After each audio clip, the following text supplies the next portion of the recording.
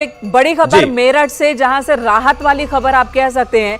अरुण गोविल जीत गए हैं। बीजेपी के लिए राहत की खबर है कि अरुण गोविल जीत गए हैं। अरुण गोविल लगातार कभी आगे कभी पीछे चल रहे थे और ऐसे में भले ही फैजाबाद में बीजेपी कैंडिडेट लल्लू सिंह की हार हुई है, लेकिन मेरठ में जो टीवी के राम है अरुण गोविल, वो जीत गए हैं। जीत का अंतर महज 9000 वोट ही है, लेकिन जीत होती है। अरुण गोविल मेरठ में जीत हासिल कर चुके हैं। ये एक और बड़ी खबर इस वक्त आ रही है। हालांकि कई केंद्रीय और केंद्रीय राज्य मंत्रियों की हार उत्तर प्रदेश में वो चर्चा का विषय है, मंथन का विषय है। कई बड़े चेहरे जो अपनी जीत को लेकर आश्वस्त थे, उनकी हार हुई। लेकिन इस बीच अरुण गोविल यानी कि मेरठ की सीट बचाने में बीजेपी एक बार फिर कामयाब हुई है। ठीक है वीरेंद्र जी, अपनी बात पूरी करिए। मैं ये कह रहा था कि अखिलेश यादव हो या कांग्रेस पार्टी या इंडी गठबंधन, उनका फिलॉसफी ये था कि 2004 दोहराया जाएगा, जब वाजपेयी जी को सिर्फ 138 सीटें मिली और कांग्रेस को 145, लेकिन 7 सीट के फर्क ने बिल्कुल सब कुछ बदल दिया।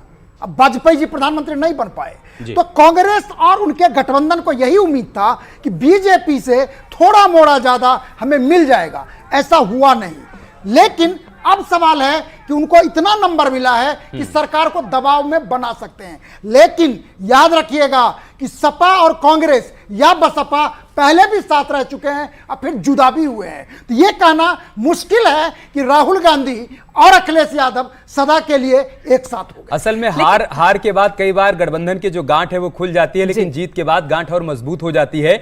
सौरभ दुबे जी भी हमारे साथ जुड़ चुके हैं, आप राजनीतिक विश्लेषक हैं। सौरभ जी, मैं आपका रिएक्शन चाहूंगा। अभी तक की जो टैली आप देख पा रहे हैं, जो कुछ घट रहा है, जैसा राहुल और अखिलेश की फोन पर बातचीत चल रही है, अखिलेश यादव दिल्ली के लिए रवाना हो रहे हैं, कांग्रेस की प्रेस कॉन्फ्रेंस होने जा रही है, क्या क्या समझ पा रहे हैं आप? देखिए, तीसरी बार चूंकि भारतीय जनता पार्टी 10 सालों से सरकार में थी और पूर्ण बहुमत के साथ थी, तीसरी बार देखिए चुनौती रहती है। कोई भी पार्टी हो, वो अंदरूनी तौर पर जो है वो स्वीकार करते हैं चुनौती को। ठीक है, ऊपर में उन्होंने एक नारा दिया था, लेकिन उनको पता था कि जहाँ जहाँ उत्तर प्रदेश है और अन्य राज्य हैं जैसे राजस्थान है, तो वहाँ पर चुनौती उनको जरूर मिलेगी। मुझे लगता है कहीं ना कहीं समाजवादी पार्टी के पास मुद्दों से ज़्यादा उसको लाभ इस बात का मिला कि जो भारतीय जनता पार्टी के पास कुछ कैंडिडेट सिलेक्शन में कुछ कमियां रह गई या फिर कुछ नेताओं का बड़बोलापन रह गया, जिसके कारण से उसको समाजवादी पार्टी का उत्तर प्रदेश के अंदर स्पष्ट रूप से फायदा दिखाई दे रहा है। और कहीं ना कहीं देखिए, बोलना तो नहीं चाहिए क्योंकि मुझे लगता है अभी शाम को रात के 8-9 बजे तक 9 बजे तक जो है ये आंकड़े आपको क्लियर होंगे, क्योंकि मार्जिन जो बताया जा रहा है वो कहीं कहीं पर 1000 और 2000 का मार्जिन है। तो मुझे लगता है कि उसके इंतजार करना चाहिए। आपके पास लौटेंगे, एक रिएक्शन आलोक अवस्थी जी से भी ले लेते हैं। आलोक अवस्थी जी, ठीक है, हार जीत तो वो है, लेकिन आपको क्या लग रहा है यहाँ पर अखिलेश यादव ने जिस रणनीति के साथ टक्कर दी है उसमें वो कामयाब हुए हैं? देखिए, मैं आपको धन्यवाद दूंगा। कम से कम न्यूज 18 को याद है कि मैं भी पैनल में बैठा हूँ। अखिलेश यादव जी लगातार सब चुनाव हारे हैं इसके पहले। हाँ, इस बार उन्होंने चुनाव में प्रदर्शन अच्छा किया है, लेकिन भारतीय जनता पार्टी की सरकार बन रही है, उसमें उनका कोई लाभ नहीं मिलने वाला है। कांग्रेस के बाद का जो बड़बोलापन था वो हम देख रहे हैं, लेकिन कांग्रेस भी अभी जो है बहुत पीछे है। 100 की संख्या में मात्र कांग्रेस है। 272 सीटें जब आप लाएंगे तब आपको जो है सरकार बनेगी। और राष्ट्रीय जनतांत्रिक गठबंधन जो भारतीय जनता पार्टी जिसके लीडर है एनडीए, वो उसकी सरकार बन रही है। और जो लोग ग्रेस मार्क से पास होते थे वो इस बार थोड़ा सा अच्छे मार्क से पास हो गए, लेकिन हम डिस्टिंक्शन पाते थे, हम थोड़ा सा कम पास रह गए, लेकिन हम तब भी उनसे बहुत बड़ा दल है, हम उनसे बहुत बड़े संख्या में आगे हैं। राहुल गांधी, ठीक है, आपके पास लौटते हैं आलोक जी। इस वक्त एक बार फिर नजर डाल लेते हैं कौन कौन से वो बड़े चेहरे हैं जिन पर हार का सामना करना पड़ा है इस वक्त।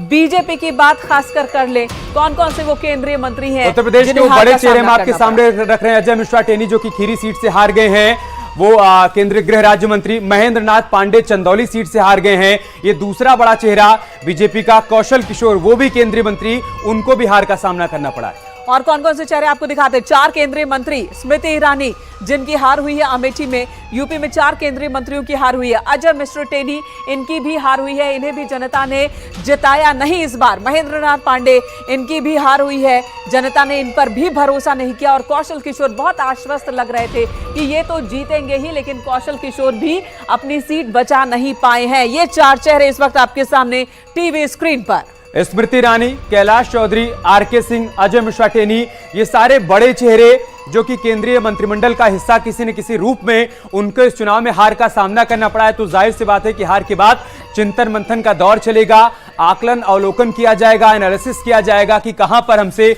चूक हो गई और क्यों ये बड़े चेहरे हारे जिनके कंधों पर कमल खिलाने की जिम्मेदारी थी, अगर वो चुनाव हार गए तो क्या क्या कारण रहा?